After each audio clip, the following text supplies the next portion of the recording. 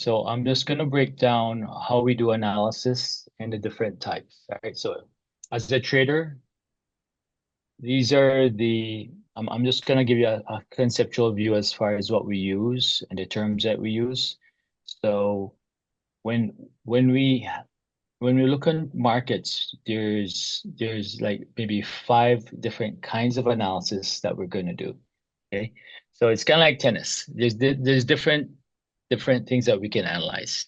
We can analyze technique, um, the psychological mental part, right? So that's two separate things, right? Maybe the probability of tennis, that would be a third one. Uh, So in trading, it's the same thing. Okay. So for trading, when we look on something that we want to buy, we are going to look at the technical analysis. Technical analysis is to do with charting. So I'm just going to say anything on a chart. Let's say charts, chart analysis, really what that is. This has pretty much to do with technical indicators. Technical indicators would be momentum indicators,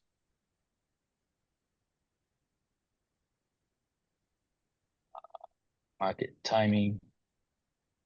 So these are just some of the categories under this kind of analysis.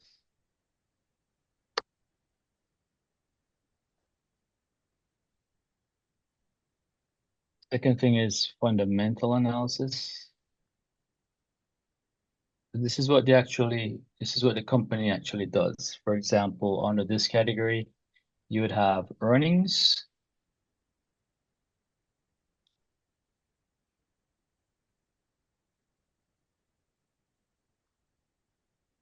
You'd have like the sector analysis. We talked about sectors a little bit, right? Yes. And the industry of that sector. So that would be some examples of fundamental analysis. Third type would be like intermarket analysis.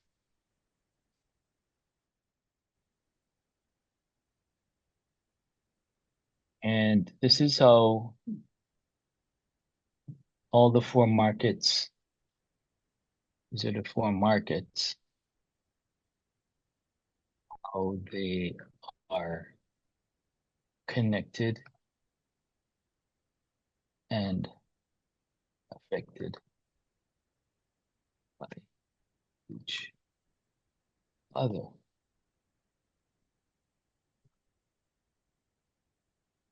So four markets, what's that? Okay. So there's basically four markets. There's four major players of the bond market. You have the commodities market. You have the currency market. Then you have the world stock markets. So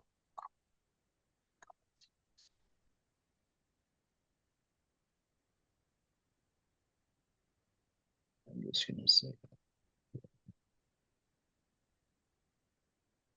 global.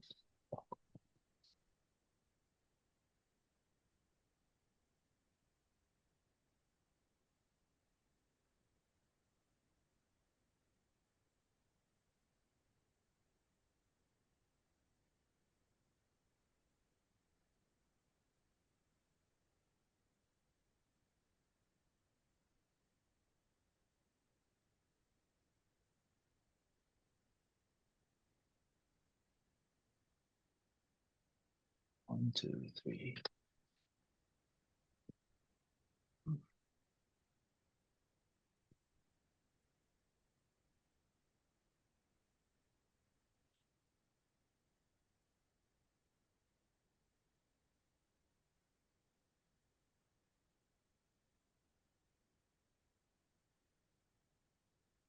Okay, I'll start with the top one. So in trading, there are four different kind of traders.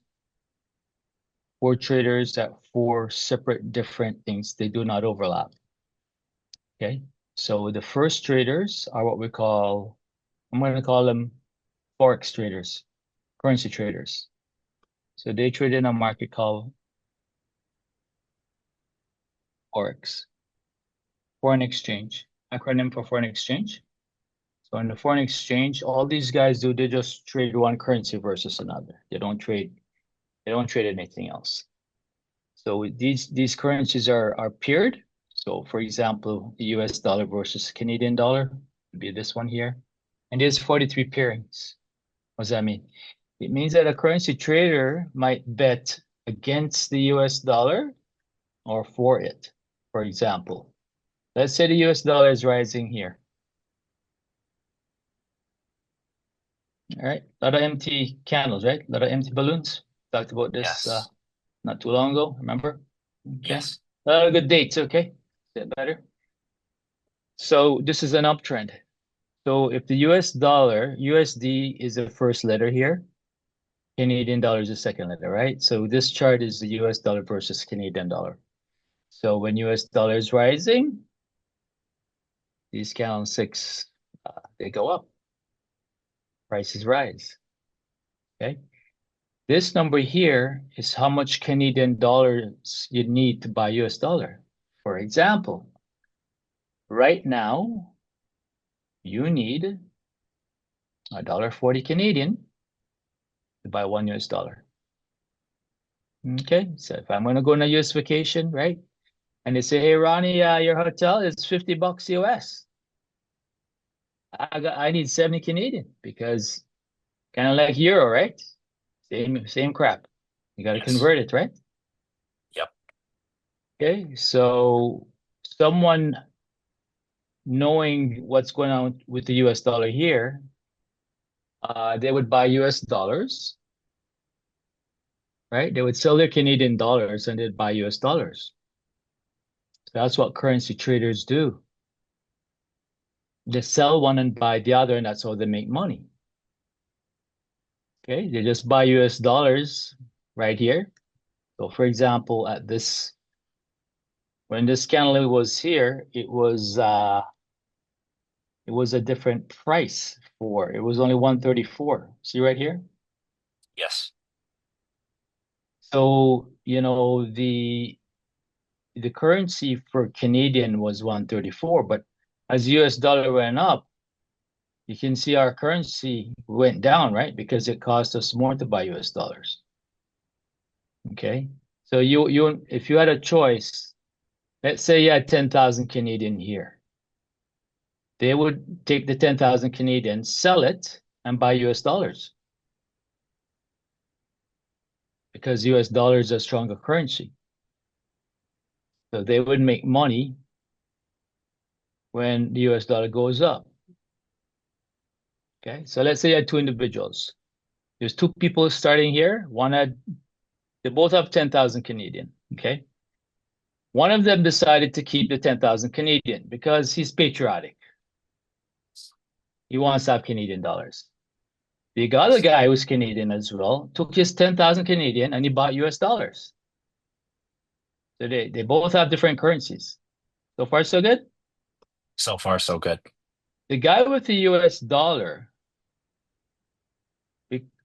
that converted it to US dollars, because the US dollar went up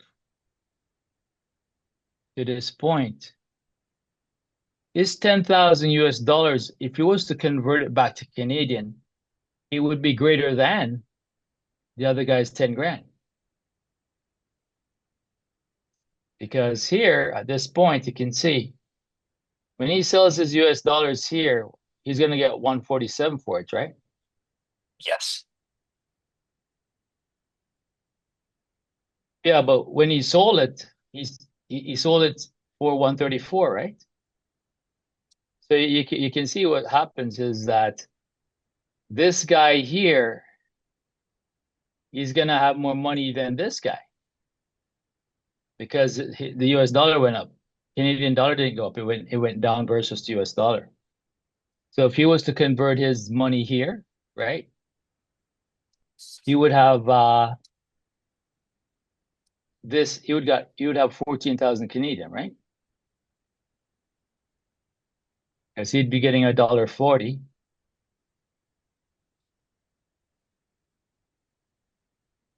If he sold it right here,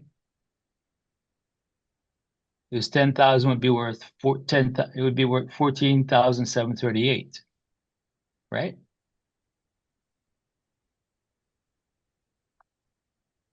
So you kind of get the point where you want to have a strong currency, Yes. right?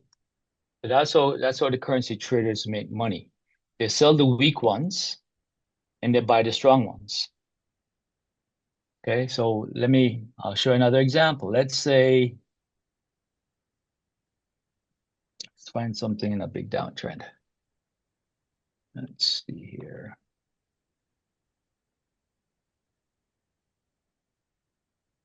This looks good.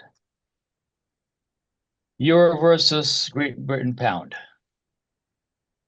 So you can see the euro keeps going down versus the British pound.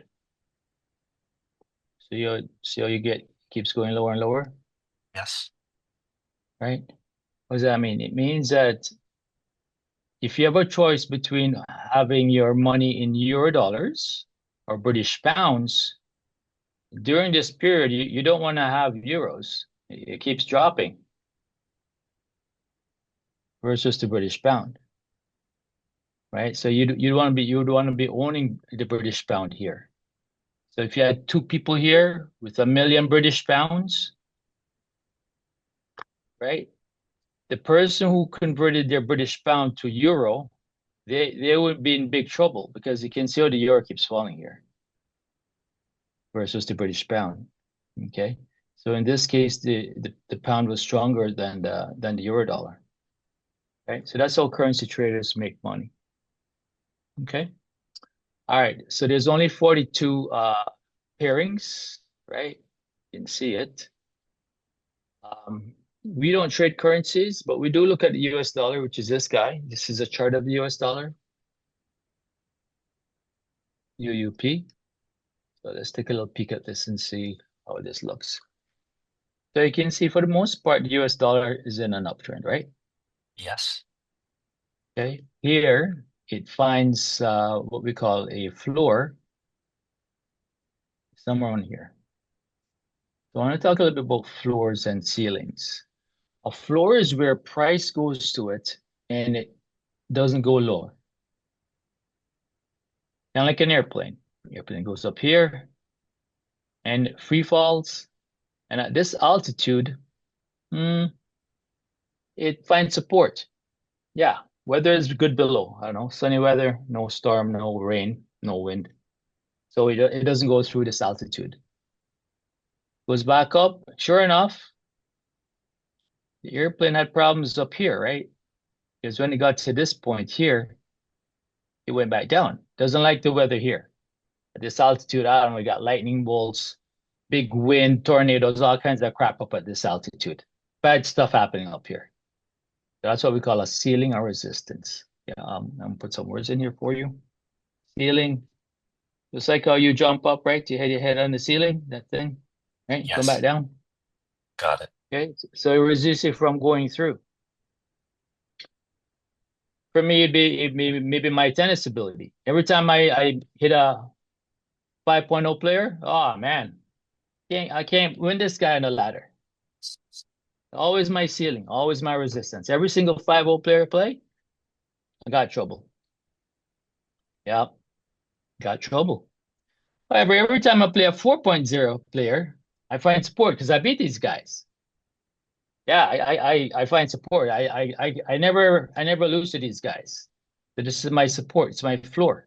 It's where I get my confidence back. I don't go through this area here. So you kind of get an idea what floors and ceilings are, right? It's no different than your ability to play or the ability to not lose. Okay, so my ceiling is always where I lose matches.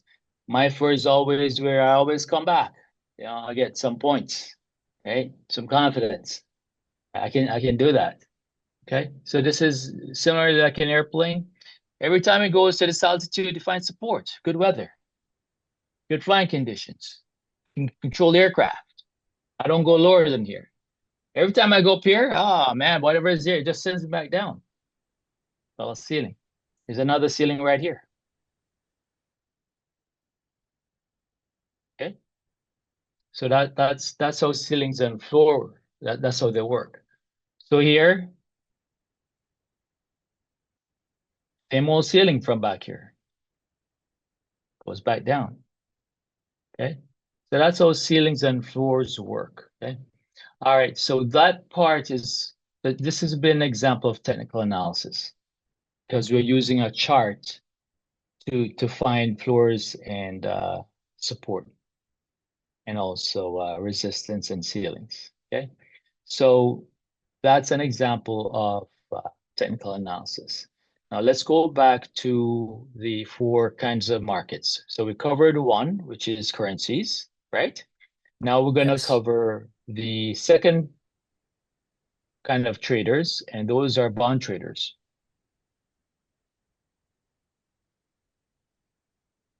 Okay, so think of four markets as four brothers. There's only four brothers in the world. I want to say four armies. Yeah. So the trading world, the trading arena, no matter what you trade, no matter who you are, where you are, you can only choose what kind of trader you want to be, and there's only four types. So let's say let's say in my tradition, I've always been a currency trader. My grandpa did currency exchange. I worked in currency exchange as a summer student. I actually studied how currencies are affected by the economies and all that. So I know currencies very well. I understand the exchange of money to different currencies. So I would want to be a currency trader. I'm not going to be a bond trader. I don't know what the bonds are. I'm not going to be a commodities trader. I don't know what that means. And I'm definitely not going to be a stock trader because I don't do stocks, indexes, and companies. I don't do that. I only know currencies. Okay. You know, you give me 50 euros. I know whether it's better than 50 pounds Canadian. So I know all those 40 currencies. So currency traders, that's what they do. They trade what they know. Okay. All right. So the second kind of traders are bond traders. So a bond trader is someone who wants their money back, and it's the most popular and it's the biggest market. You have the most traders there. Let's talk about what a bond is. Bond is basically a loan to someone. And in this case, the highest level bonds are with countries, and they're called federal bonds. Federal is the highest level. Ronnie, sorry to cut you off here. I'm just going to mute my microphone. I don't want you to think that I'm not paying attention, but my grandfather's in the other room and he's playing his radio. I think there might be some background noise. I'm not sure if No you can worries. hear it. Yeah, yeah, and I'll I can't speak. hear it. Okay. I Oh, can't really? hear it. Yeah, so don't worry about it. Okay, Yeah, awesome. I'm good. Yeah. Okay. Uh, so let's talk about the bond market. The bond market is really important. You don't have to worry about the currency market. You do have to understand bonds because they affect stocks. Okay. They're very related. Think of bonds and stocks as a couple. They are joined, and one affects the other. Okay, I'm going to show you how it works. In dancing, the man usually is leads. He makes the first step. At least in salsa, anyways. Also in ballroom dancing. So in ballroom dancing, the man leads. He moves first, and the girl follows. Just the way it is. I'm not sexist. It's just the way it is. Okay. Okay. So the bond market is the male, and the stock market is the female, which means that if the bond market goes down, guess who follows? The stock market. If the bond market goes up, The stock market goes up. Bonds lead stocks. Males leads females on ballroom dancing. Okay. So if you don't pay attention to the bond market and it goes down, and you go, so what? That doesn't affect me. Oh, it will affect you. It's a leading indicator. It's no different than, let's say, you see big clouds coming, right? And you go, it's not going to rain. Well, when you see those clouds, for me, rain's coming. It's a leading indicator. It comes first. That's what leading indicators are. It's something that tells you in advance what's coming. Yeah. If my manager says, hey, Ronnie, I want to speak to you after work, I think I'm going to get fired. Yeah. It's a leading indicator. Okay. If my girlfriend says, hey, Ronnie, we need to talk. Oh, shit. I'm in big trouble. We need to talk. Does that sound good to you, Vince? Sounds amazing. Right?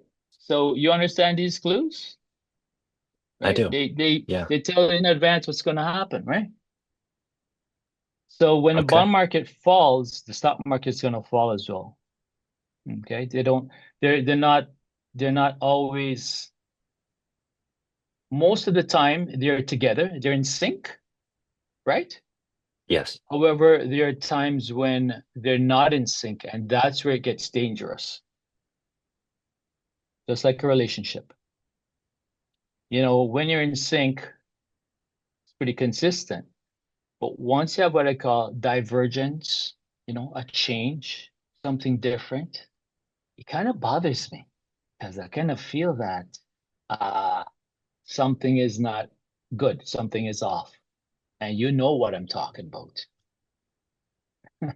Right? You're not a kid. You know this works, right? Yes. The minute we start to sense this change, things become awkward, things become quiet, things become a little bit more confrontational, yeah, a little bit more annoying. I'm just gonna tell you right now that relationship is done. Yeah, that's been my Yes. experience. Okay, if you don't understand that, yeah, it just means that you haven't had enough experience. But I recognize this signs before it actually happens. Okay. Okay, because it's always the same thing. It's always the same pattern, right? Yes. Right? It's always the same pattern, bro. Trust me on this. It's always the same pattern. It's not like something different every time. It's always, um, maybe we should take a break. Maybe we shouldn't see each other for a week. Let's see what happens, see how we feel after 2 weeks. We're like, Vince, that's a dead giveaway. Yeah. Yeah, it sure is. Um, you know, maybe we should take a break next week and not see each other or some crap like that, right? I'm just telling you that it's the same thing in the stock market and the bond market. Okay. Okay. Okay. So I'm going to show you the bond market. This is the bond market. Okay. And what I'm going to do is I'm going to put the stock market at the bottom. The most important one for us is the triple Q index. That's our gold standard. Okay. This is the one we watch. You cannot get this chart wrong or you cannot trade. You have to know what triple Q is doing and understand it. Okay. Because these are all the big cap techs. This is the most important index. It gains around 17% on average every year since it started. That's why it's the gold standard. Okay, so just so you have some perspective of indexes and their performance. Uh, let's say I took a 15-year study on indexes. So Standard Poor's 500 index is 500 of the best companies, but they're all the sectors. Okay, you know what sectors are, right? Yes. So if I put Standard & Poor's 500 up here,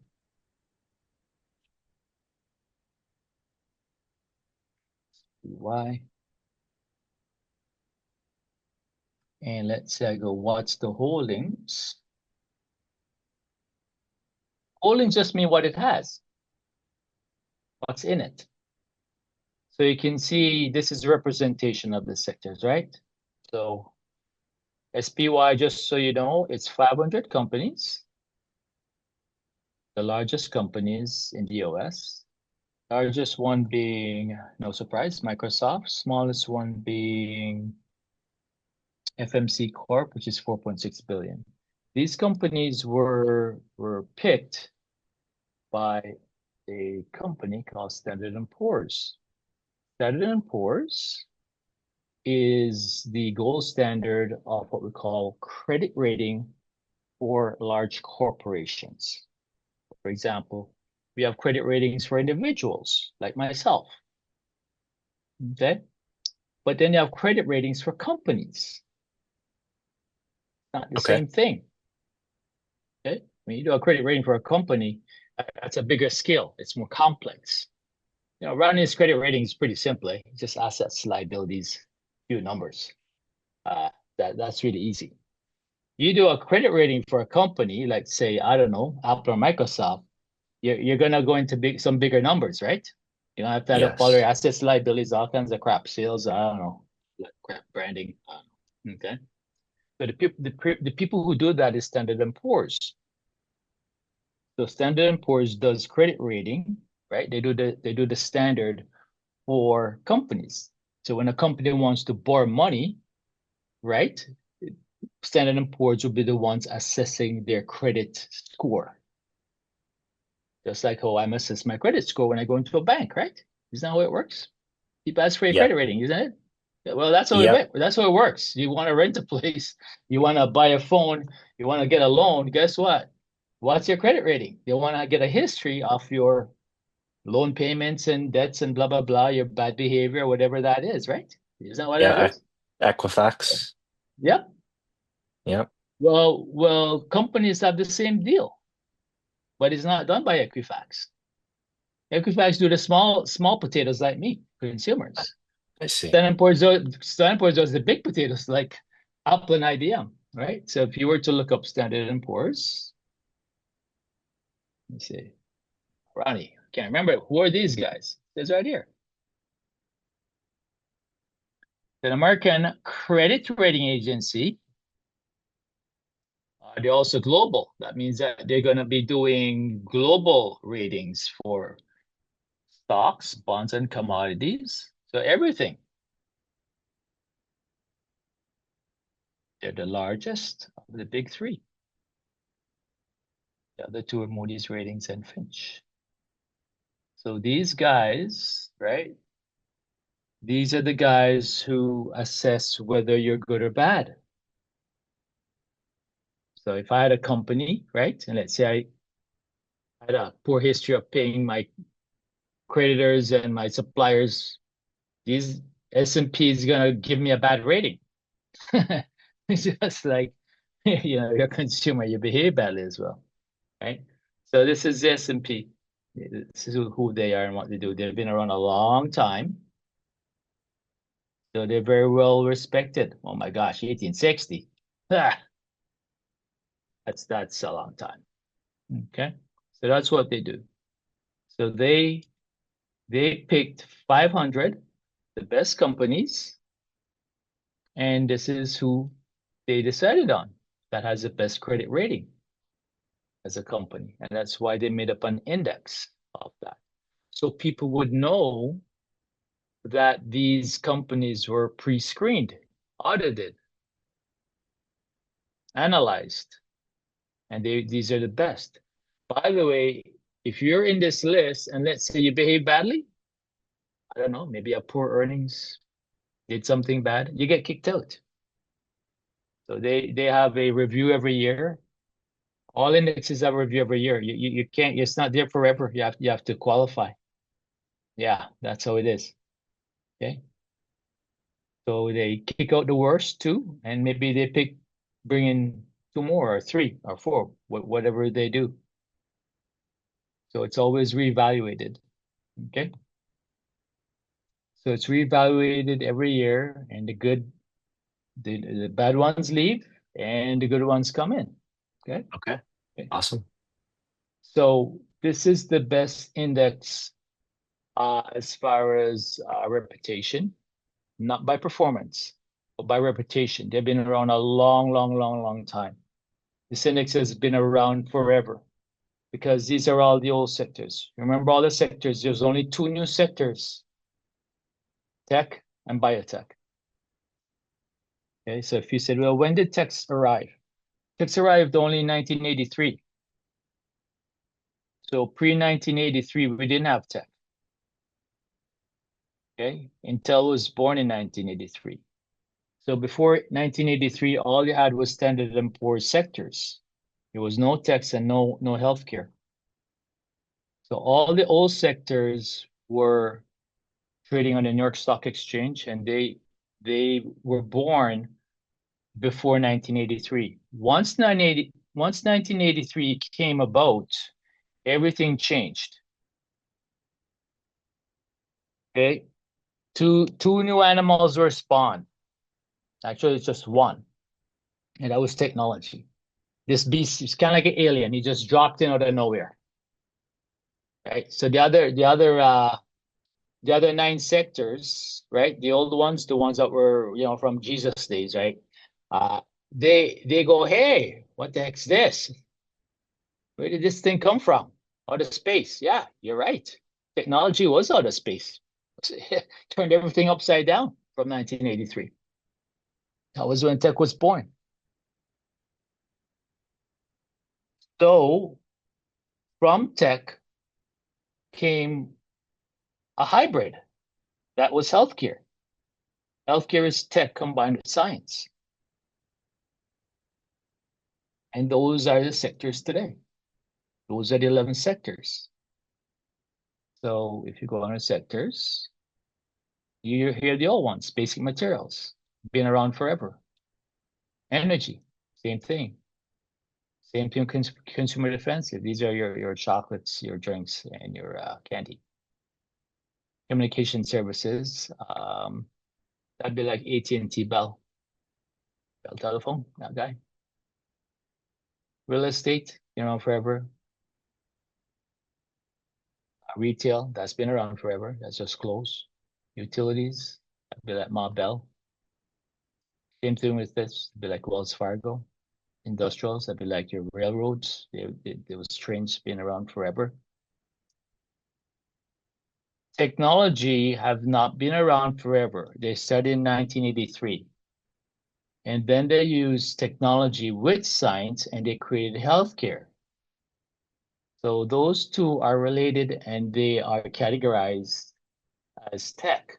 Just that healthcare is, I call it a hybrid because it's kind of like half tech, half science. But to me, it's still tech. But pure tech is just what we call technology. So you understand the categorization as far as sectors go, the visualization? Oh, yes, I do. Yeah.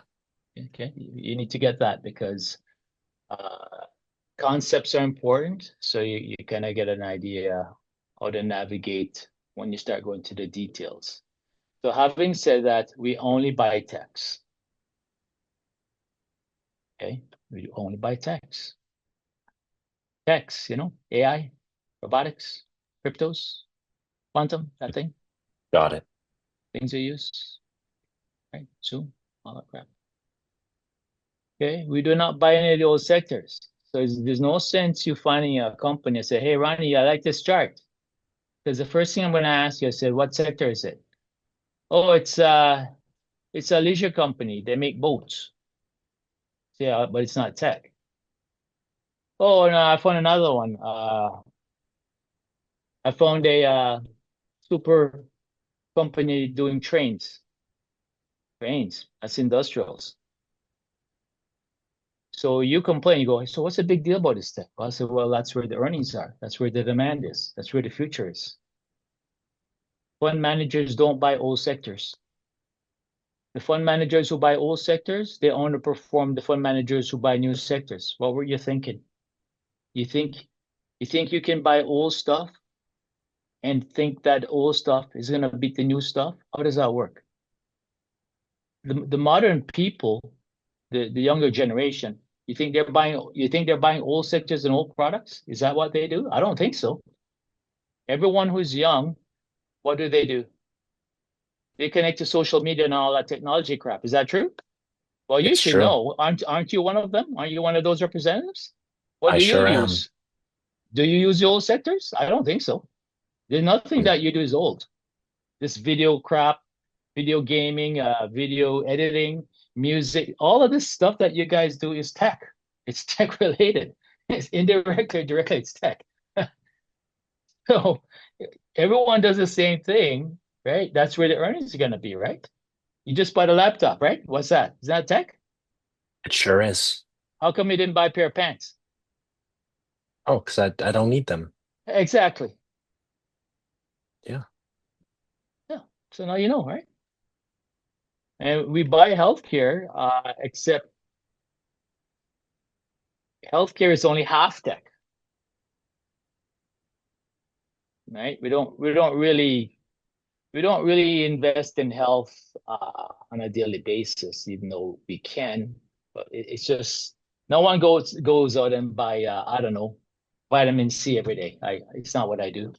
I mean, okay, we buy health things as we need it. That's what most people do. We don't make a shopping list on, hey, I need some health items today, right? No one does that. Okay, if you're sick, you go buy some cough medicine, right?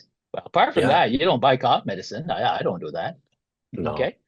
I'm looking at the technology toys. I go in the first place I go, just so you know, electronics. If you're a guy, there's nothing else in this store that I'm interested in. I'm not interested in food or any boring clothes. I'm going straight to the tech area. I want to see all the toys, all that little fancy game, all that crap, right? Music, right? That's how it is. Okay. Yep. So this sector is really important. This sector right here. So how many companies does it have? If you click on this little box here,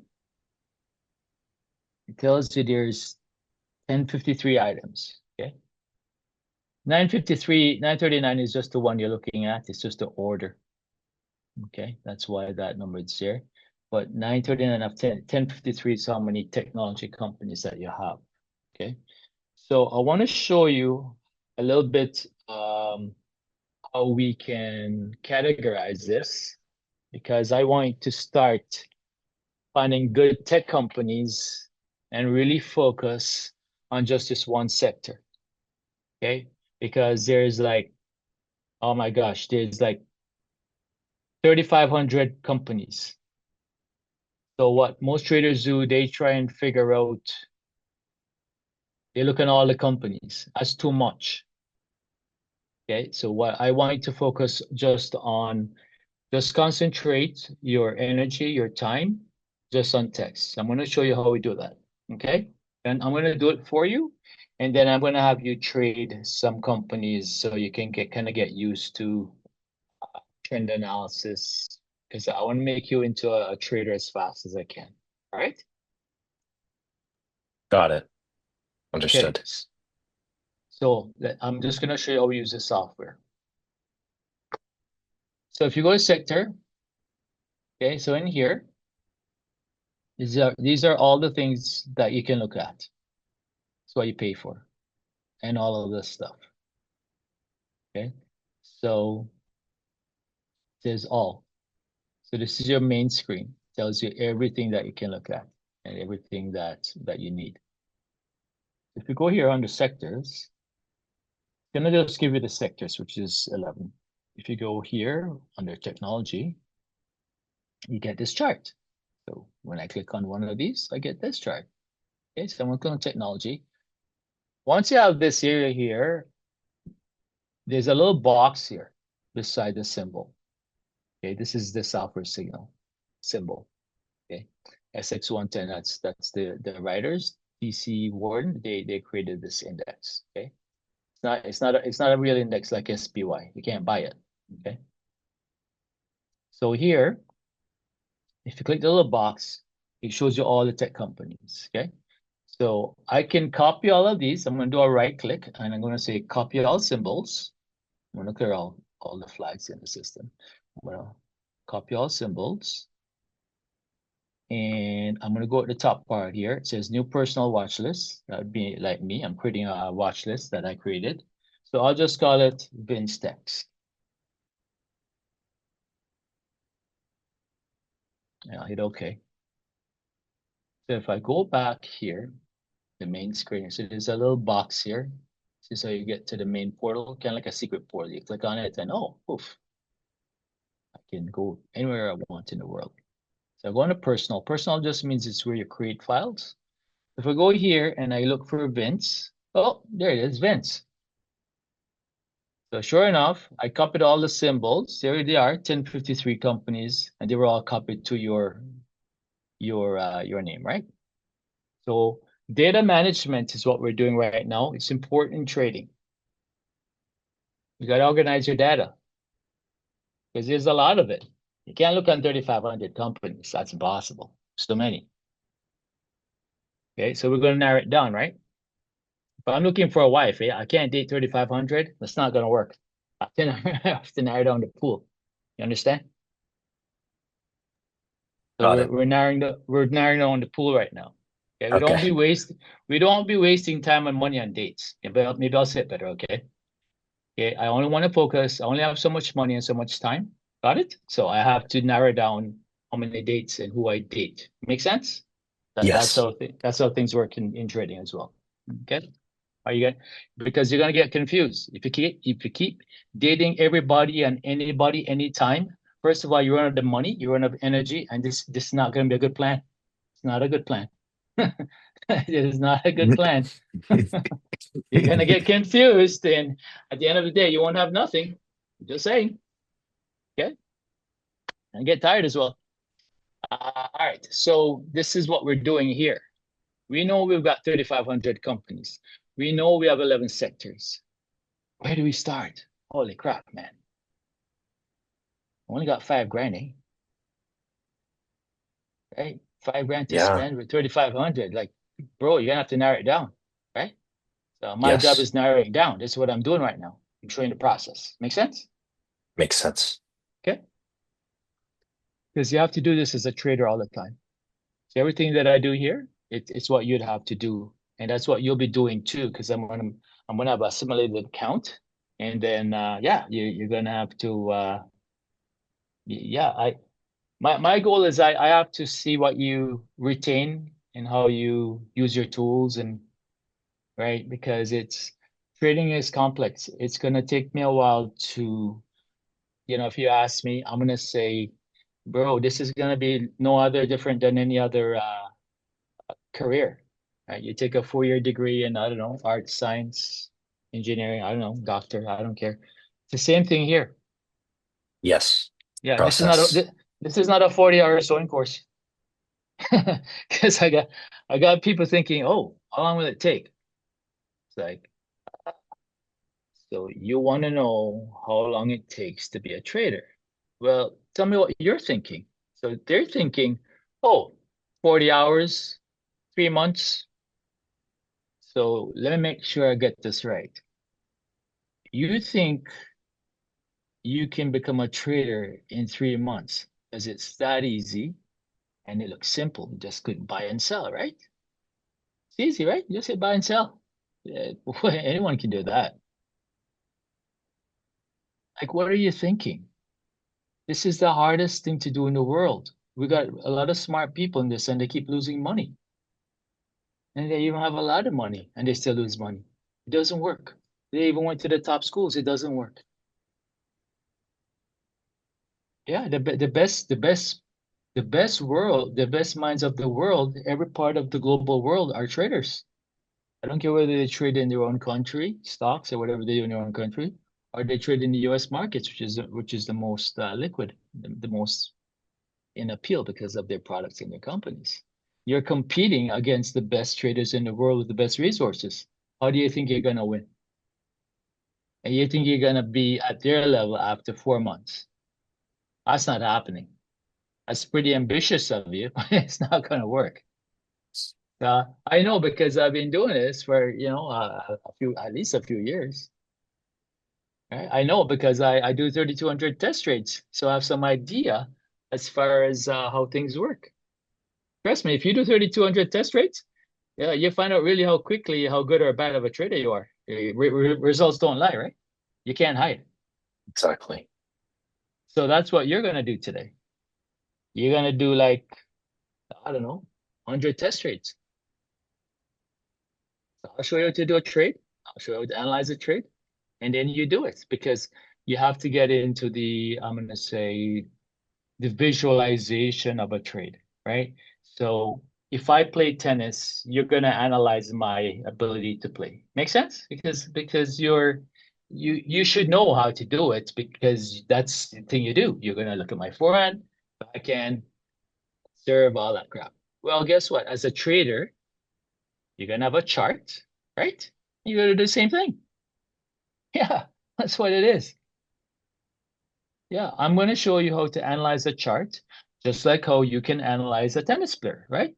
I'm sure I have to run a team right now of 20 players. They're all different levels. I'm sure if I say, Vince, come on out with me. I got my team here. I want you to analyze and tell me what their NTRP rating is. I'm pretty sure I'd be confident that you could do it. It's a no-brainer. Right? Yes. So what I'm doing, Vince, is I'm going to make you into the equivalent. You're not analyzing tennis players. You're analyzing charts. Cool? Cool. That's all it is. So I'm going to show you how to analyze charts.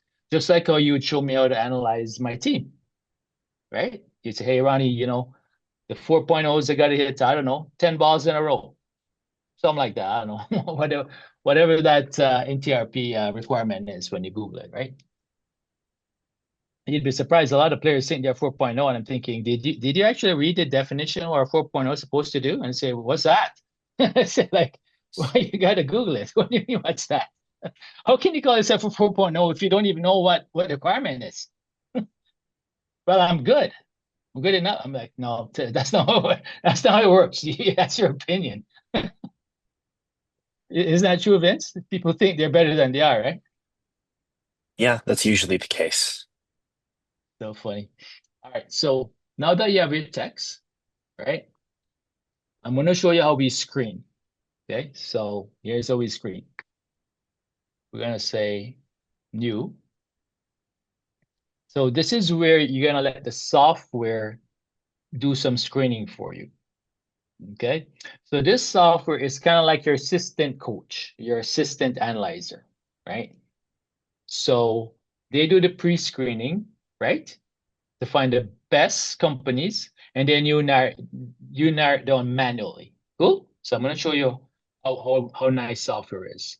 So you can do this. You say, hey, software, do a combination list. Combination means there's certain criteria that I want for a company, and then you tell me what you find. Okay, so I'm gonna call this list Vince Tech Picks. Okay, so think of this as a let's say I was gonna get married, right? And Okay. I say, hey, I want 1000. There's 1000 and this group of women are in the technology sector.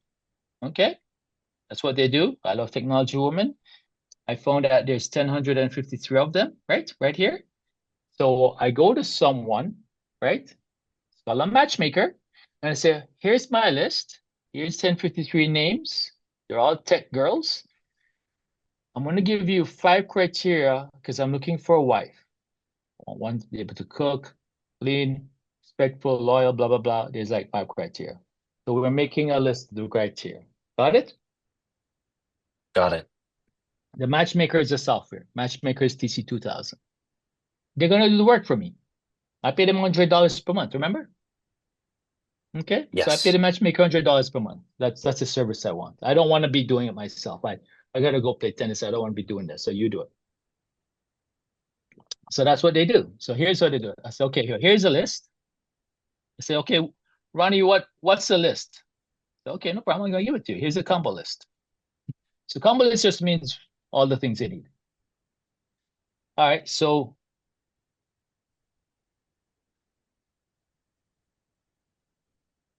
okay, so add a list. This means where do you want to look? Well, you want to look on the personal. And this is a list you created. Source list means where's the list? Where's the source? What are we using? Oh, what are we using? Oh, here, I have a list for you. You created it already. These are all your texts, right? Beautiful. Okay, so now, so the software goes, okay, pre-scan conditions. What do I mean? Pre-scan means what you want. We're going to scan it. We're going to look at all these girls, all these texts, and then you tell us what condition you want. I say, oh yeah, no problem. This is where you add a condition. So I'm going to choose a condition. One of the things I want is size. Capitalization, right, is the size of a company. It's important because fund managers will only buy billion-dollar companies. They do not trade penny stocks and all that garbage that normal people do.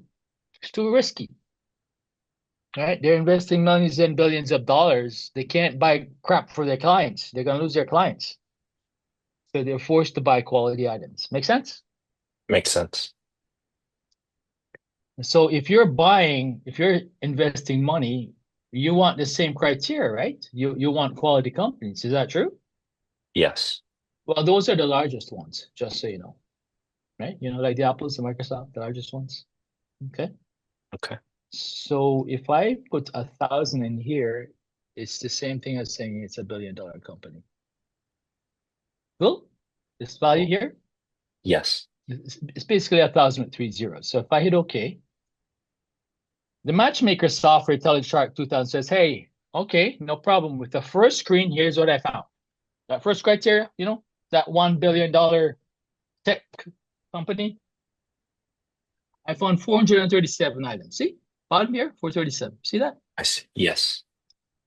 So of the 1,053, which we started with, that you gave me, the source list, the main list, where I go, where I look at, where I'm supposed to find these bits. Hence, all I could find for that 1 billion cap screen, you know, first criteria, first deal breaker, all I could find was 453. So far, so good. So far, so good. Okay. If I say, hey, first criteria, they gotta cook. Hey, Ronnie, we only found 453 that can cook. You gave us a list of 1,053 women. Unfortunately, only half of them can cook, bro. So, okay. Well, that's a deal breaker for me. I don't want if they can't cook, I'm not interested because I can't cook. I cook like crap. I'm just making this up, but you need to understand what I'm doing here. I'm trying to make something that you understand outside of trading, so I can apply to something inside of trading. Got it? Same idea. Ish. Awesome. All right. There's another criteria I want. They can't just be of size. You have to have liquidity. Yeah, they need to be, you know, the volume activity, you know, shares traded every day. Yes. Yeah, we need liquidity. You can't just have 5 shares of whatever this is, MTBLY traded, right? It's not going to work, right? So let's take a look at these. And so you can understand what I mean by liquidity. So volume buzz is a measure of volume. If I look on this one here, how many shares are traded? 0. So this little screen here is the volume screen. Okay, it's what the activity is. And we already had 3 minutes of trading, right? It's 9:33. Make sense? Yep. I want to make sure I understand. If I type in AAPL, AAPL is one on the list, right? See, AAPL down here, it's one of the 457, right? Because it's a $1 trillion company. Yeah, well, yeah. It's going to qualify, right? For size, right? Okay. Yes. Let's take a look at the volume that's traded. That looks like 5 million. This number, just so you know, it looks like 5 million to me. Yeah? Yeah. Yes. Okay, now it's 5 million. I know I kind of winged it, but it was close enough for me. So 5 million shares traded. I need that because if I'm buying and selling something, I need liquidity. I want to have the ability that I can buy and sell it at any time. Right? Liquid market, you know, supply and demand. People are interested, that thing. Yes. Understand? You get it? Got it. Well, let me put it this way. If I put Ronnie's grocery store there, trust me, it wouldn't be 5 million shares trading. No one's interested in Ronnie's grocery store. Who is that guy? By the way, what's his capitalization? It wouldn't be 1 billion either. It would be like, I don't know, $100,000 value. You kind of get the idea now? Yep. We need things that fund managers want because we need their sponsorship. Sponsorship means we need their ability to keep buying the company every day, not just one day, but every day while I have the stock. That's how it goes up. I need money to keep buying it. If I buy a house, right, it has to have some demand of people who want to keep buying it or who are interested in it. You understand what liquidity means now and why I volume is do. important? Okay, I'm going Yes. to go forward. So I have to screen by volume because clearly here, let's go back to here. How much volume does this trade? Zero. There's a number here. It says zero. Yes. Well, when I put Apple, it doesn't say zero. It says 5 million. It's not the same thing. Let's check this one. Oh, another zero. Okay. Clearly, we need to screen for volume because there are companies in here that are bankrupt. That's why there's zero volume. Got it? Got it. This one trades only 4,100 shares. Which one do you think is better that has demand? Something that trades 4,100 or 5 million? 5 million. Yeah. How can you compare the two? If you see a store that opens and you see another store that opens, so you look on one store, it has 4,100 customers this time, 9:36. 6 minutes after the whole mall is open after 9:30. You don't go, hey, how come there's 4,400 customers on this shop and there's 5 million at the other? How come? Why is there such a big difference? They all open at 9:30. I don't get it. You know why? Because no one's interested in the store that trades 4,700. Yeah, that's why. So you might want to go check out the big ticket item with all the people, right? Isn't that how the mall works? No one's Ye- interested in these small lineups, eh? Soon as you have a big fat lineup at a store, people get very interested. What's all the buzz about? What's in here? Look at the freaking lineup. Goes around the mall to the lunch area, right? So we've seen that, right? Yes.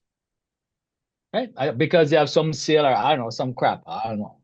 I'm not really a retail buyer, but I have seen a lot of girls line up for these stores. Just saying.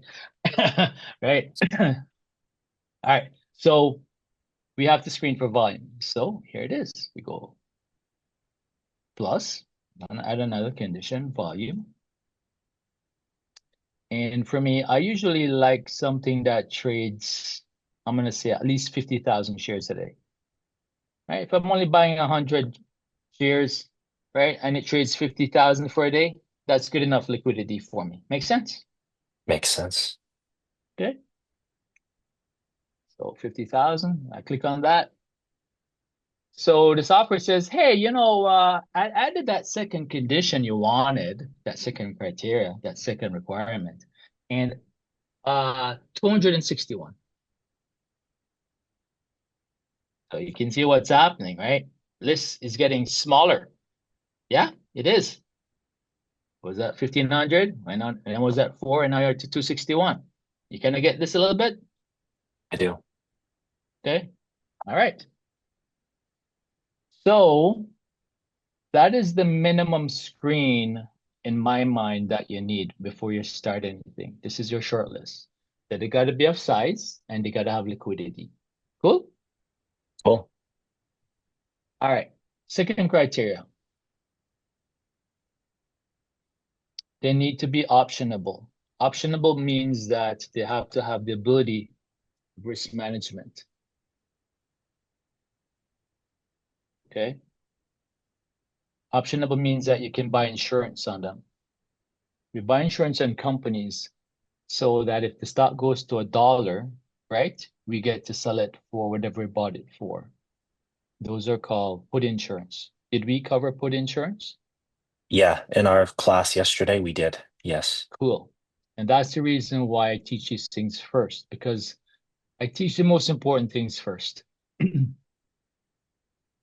Okay. I'm preparing to be a stunt car driver. I'm not going to teach basic parking, parallel parking, three-point turn. I'm not going to do that. You can do that on your own, right? You're going to be a stunt driver. I have to teach you advanced techniques, right? So you don't die, Yes. drifting, all that shit. 360 turns, movie stuff, stunt driving, right?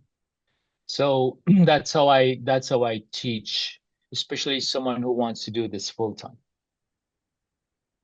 Yeah, you want to do the like easy crap. You can always get that on the internet, and that that's those are no-brainer things. I don't want to waste my time with that. Let's go to the most important parts of trading as far as what's needed. You have to have the ability to do all the things that I do here, because if you can't screen, you can't trade. Yeah, this is the problem with most people. They don't understand what screening is.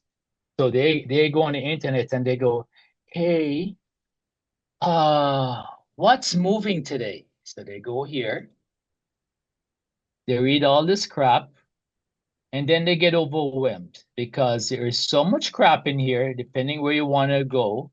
And then if you click on something, it goes down to just another universe of crap. Kind of like kind of like the internet surfing, right? You just get Yep. lost. You go one area and then it links you to another area. Then that area links you to another area. It's just like, oh my God, I'm so overwhelmed right now. I don't know what to buy or sell. Yeah, it's a lot of stuff here, bro. Look, market movers here. So much stuff. You pick one of these news items. Oh, maybe I should buy Nissan. Oh, what's this? First Chinese freight ship. Oh, what's this? Can you understand why people lose money now? I do. They have nowhere to start. Where do you start?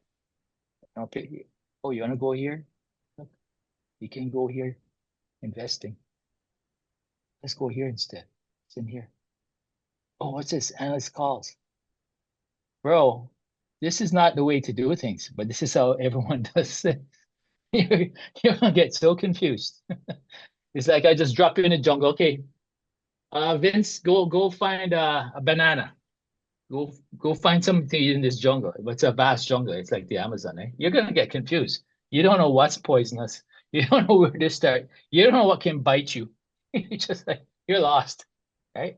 So this is how we get to where we need to be without getting hurt. Okay. So one of the criteria we use is optionable, which means that it sells insurance on the stock that you pick. Okay. That's why that's the you can buy puts. That's what that means. Okay. Okay. Second criteria.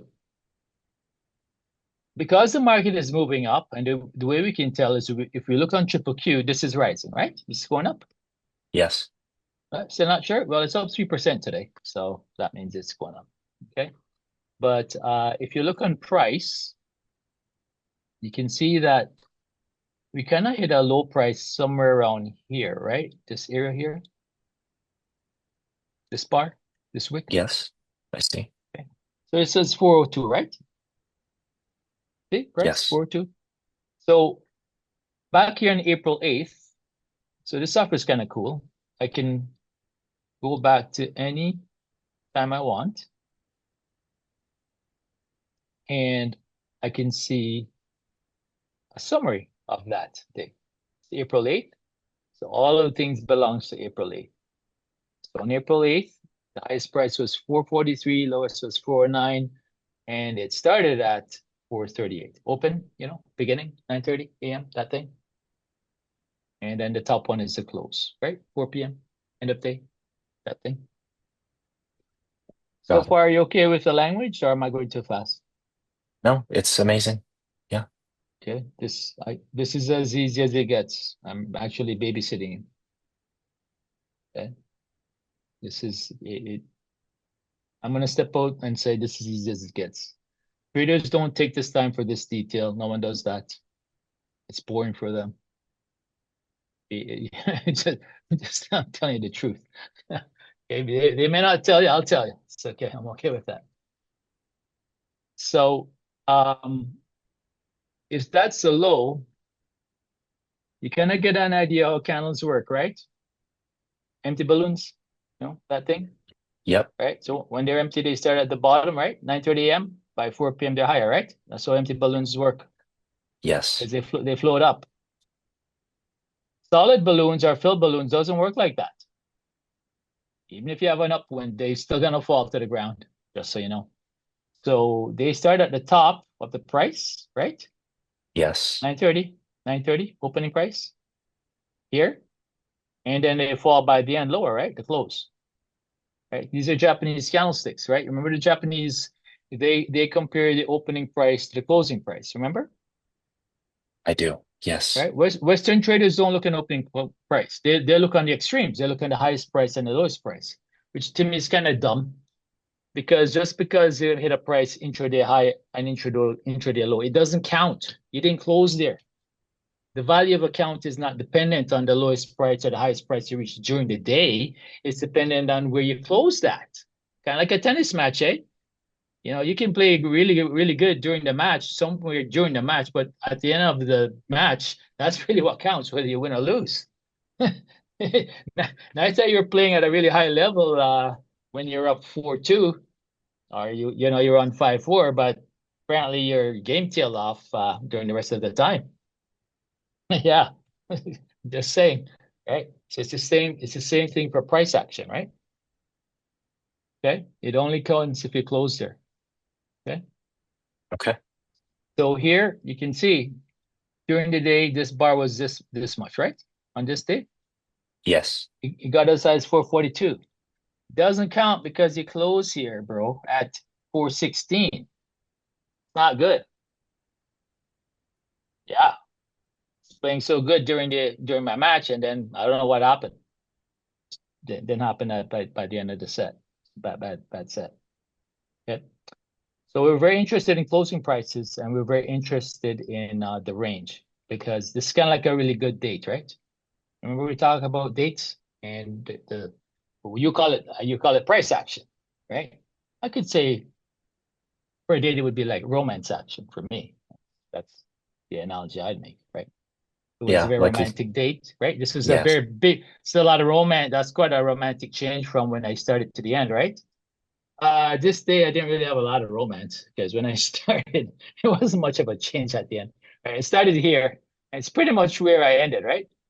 Yeah. Right? It started here and I ended here. Oh man, for a whole day's time frame, Ralph Pence, that was really a waste of time for me. Didn't really get a lot of chemistry, much more from when I started the whole day. Right? Yeah. You're gonna get an Maybe idea, like a right? handshake or a hug. Yeah, That's yeah, it. it's it. Okay. Yeah. But here, maybe I started with holding hands, and by the end of the day, I'm getting smooches. Ah, right. It's quite a dramatic. I love that day, right? Yeah. Here, we're kind of getting complacent. Maybe taking each other for granted a little bit, right? Because you didn't really wow me, or maybe I didn't wow her. I don't know, something like that. I got to take some of the ownership share fence. I got to take some of that accountability. Sometimes it's not always them, okay? Just so you know, it's us. Yeah, don't know what your mind or your bodies are telling you, okay? But sometimes it's you are the problem. That's what I've been told anyway. So take that. I'm okay with that. I just hey, listen, honey, I can't be on every day, okay? That's my excuse. I can't be on every day. A little tired today. All right. So you understand that the size of the body is also important then? Like I the range. I do. Okay. Yes. So not just the body, but the range of it, the height, the size, the height. Okay. So we need to make sure that the price action is up, right? Right. So that's going to be Yes. one of our filters. So I'm going to go back here and I'm going to say, okay, one of the criteria, I want the price to be up. So price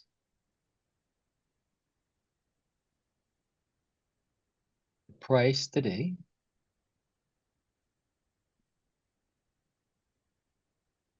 price change today, right? It needs to be up. It needs to be greater than, I'm gonna say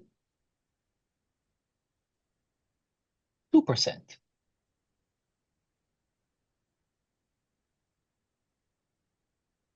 All right. From 9:30, it's now 20 minutes, right? 20 minutes into this date. I want it to be positive, right? We start at 9:30 this day, right? See, it's 9:50 right now, right? Yep. So these are all these are the percent gain. See, 18%. These are up, right? Right. Okay.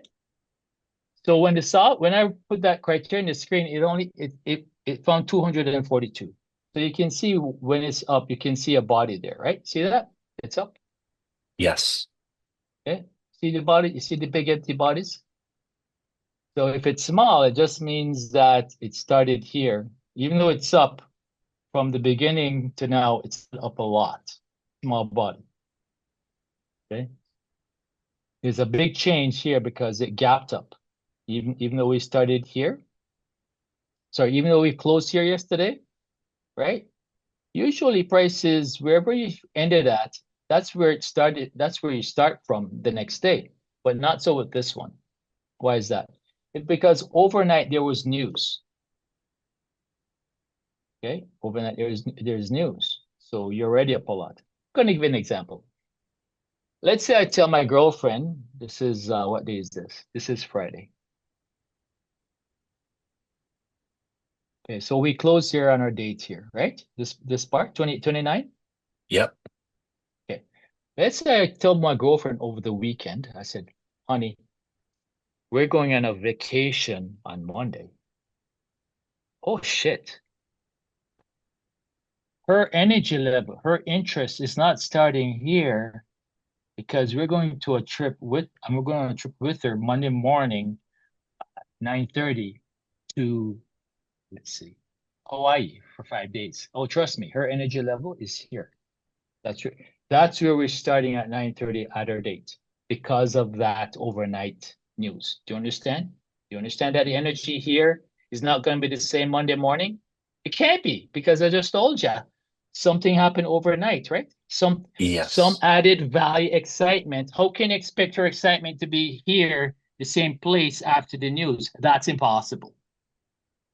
You don't think that should be a lot more interested, enthusiastic, and excited, blah, blah, blah, blah, at 9:30 morning on Monday morning when she's boarding a plane for a 5 trip to Hawaii?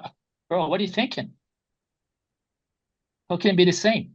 So do you understand why price here, which closed at 28, it doesn't start there? It's starting at what? 32, right? Bar open, you know, Right. bottom of the candle, this thing. And Yes. that's called a gap.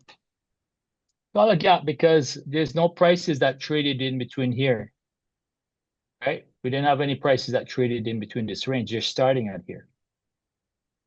Okay, another way of saying it is this. The people who came this morning who wanted to buy this stock, no one was willing to sell it to them for 28 bucks. The starting price is 32. Everyone who owns the stock, the minimum that they'll accept is 32 bucks. Give another example. Let's say you had a house, okay, and the value was 28 million on Friday. Got it? Got it. Over the weekend, the government says, oh, by the way, every house that is in Vince's area, including his own, we're building a military site there, and we're going to offer you 32 million to buy it.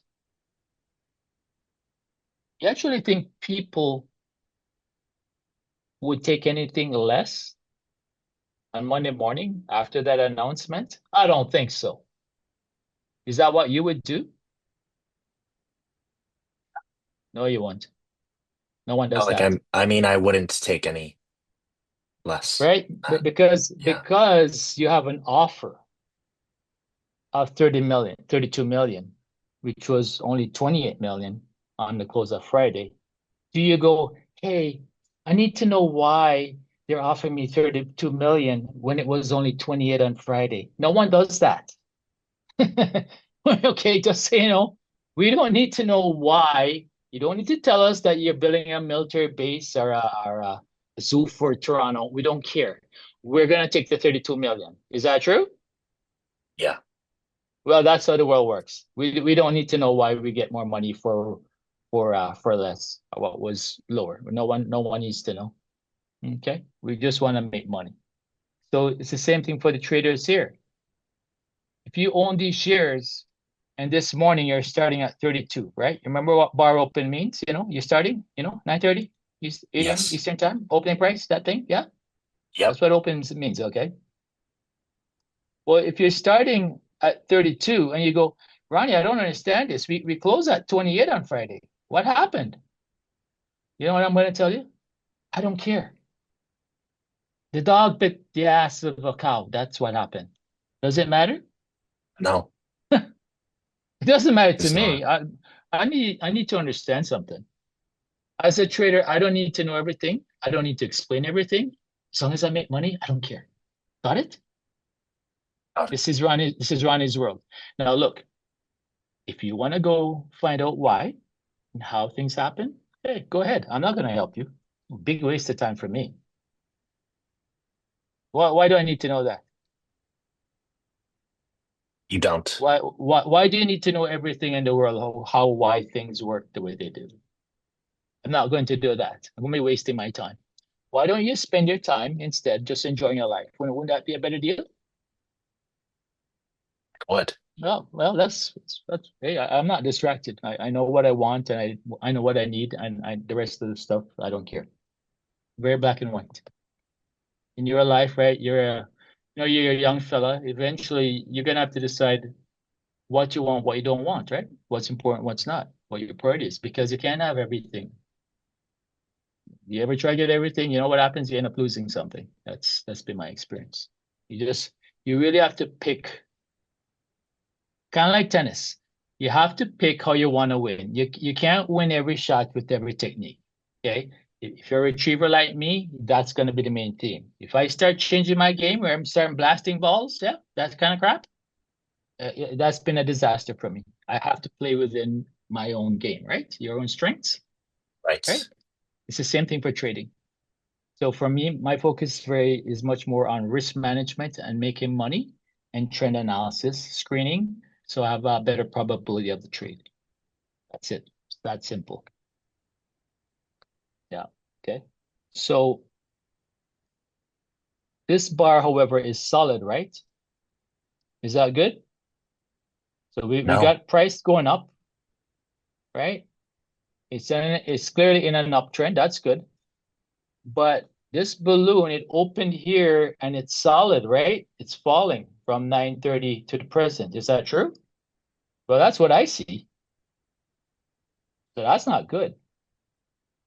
So what we want something that closes in the top quarter of this range. There's a range here, right? So every candle has a range. I'll show you.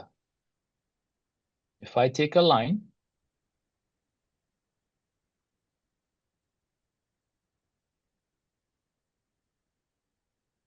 the range is from the highest price to the lowest, right? That's the range. Is that true? Yes. Okay. What we want, Vince, is we want a range where the present price or the close is in the top quarter. Is what's that? Quarter. We're playing football? No, we're not playing football. If I was to divide this range into 4 quarters, it would look like this.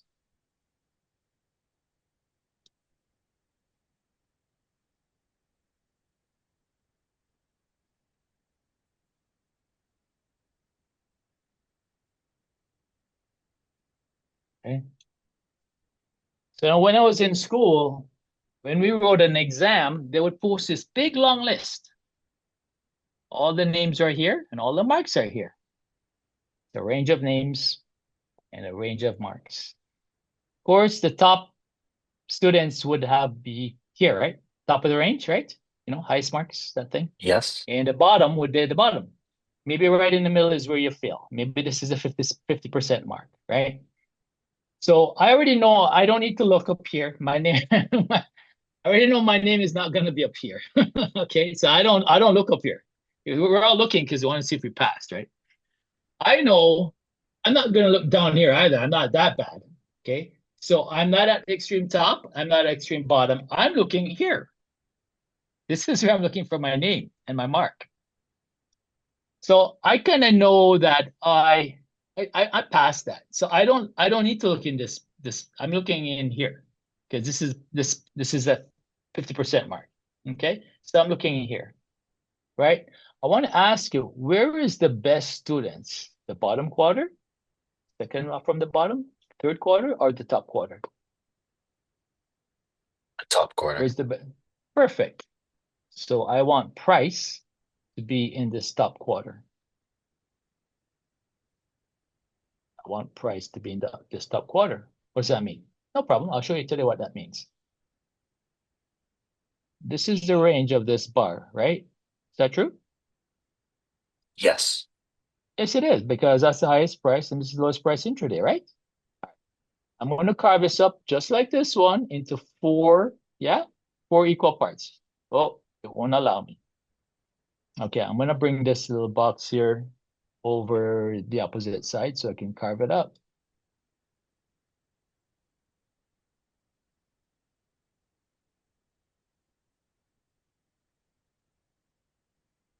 So if I carve this range into four equal parts,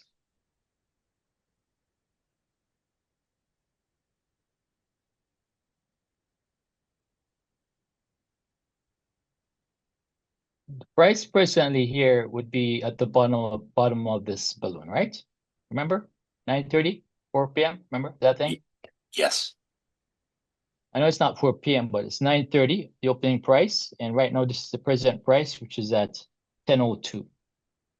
You can see it's moving, right? Because this is real time service. I paid for real time. You understand? Yeah. Prices are moving. Well, this price, which range is it? That's not the bottom. That's not the top quarter. That's like the second from the bottom, right? Makes sense? This is the top quarter, right? So if prices were up here, for example, you've been the top quarter, right? Make sense? Yeah. Yes. But that's not the top quarter. It's here. That's like close to the bottom quarter. You understand? Can you see it? Do. Yeah.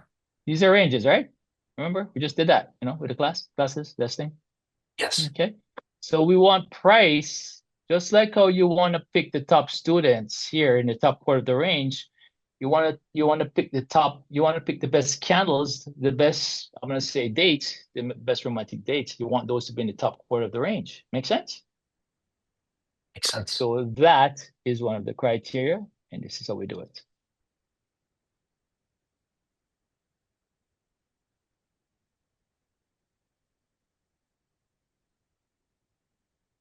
Right? The close, or even if it's not the close, whatever the percent price is for this time is in the top quarter. So when you do that, it narrows it down to what? 68, right? Yes. So let's take a look at these.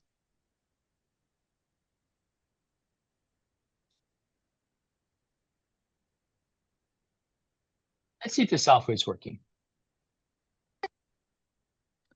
So here's the first of 68 items. This is the biggest gainer. See, 20%. See it's in descending order, right? Okay. So we have it. Price is up, right? You are up from the opening to the close. That's one of the criteria. But we also want we also want the body of the candle to be in the top quarter. Okay, we don't want solid candles. We don't want filled balloons. Make sense? Okay. So this is a screen to prevent that, to make sure we have the top quarter of the range. So there's demand for the stock near its highest price. Got it? Got it. So you don't understand it in your head, I'll show you in a picture. This is the range, right? From here, put a box around here.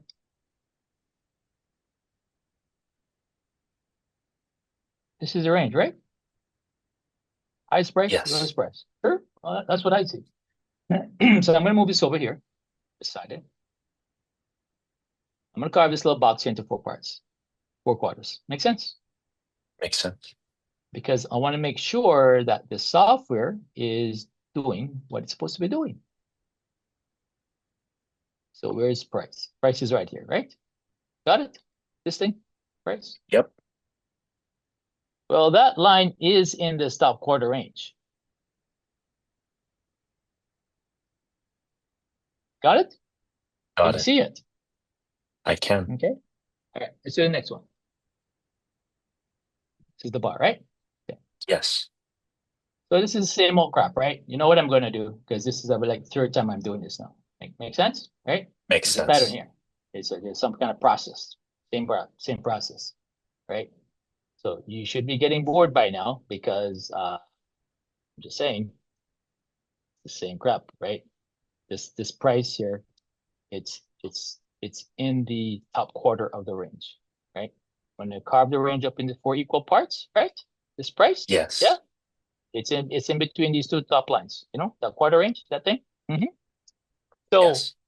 I'm just gonna space, now that I did two, I'm just gonna space bar all of this here so you can see what the top of the quarter of the range looks like. Yeah, this picture kind of looks like Yes. balloon, empty one. Yeah. Mhm.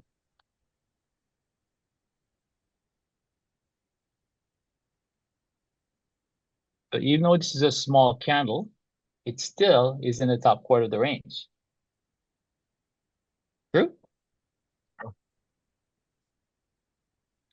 So this is where, even though it's in the top quarter of the range, we don't want small candles. Okay, so that would be a manual screen. So I can't screen for top of the range and big candle. You understand? So Yes, I do. you'd have to eliminate this one visually. I can't screen for little candles and big candles. Got it? Got it.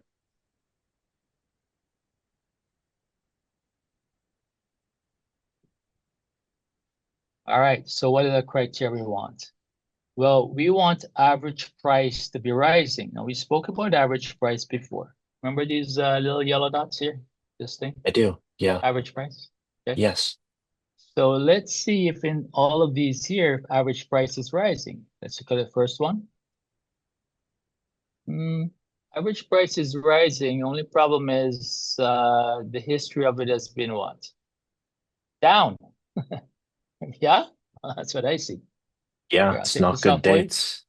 I'll take this off. It's average price, right? Yes. Well, I'm a little scared that this might go back down. Just saying. Okay. Let's look at the second one. Same thing. Yes. Can you see it? Yep. How about this one? Same thing. Same thing. There's a pattern here. What's the pattern? Down. They're all coming down from what? Falling prices, right?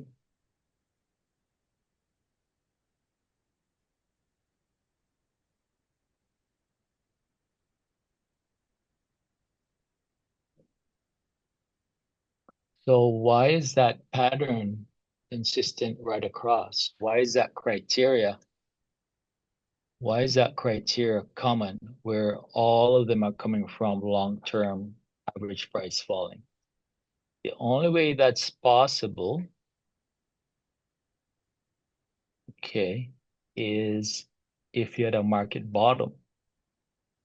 That would make sense, which means that the market must have bottomed if all the charts look like this. Markets meaning triple Q. Okay.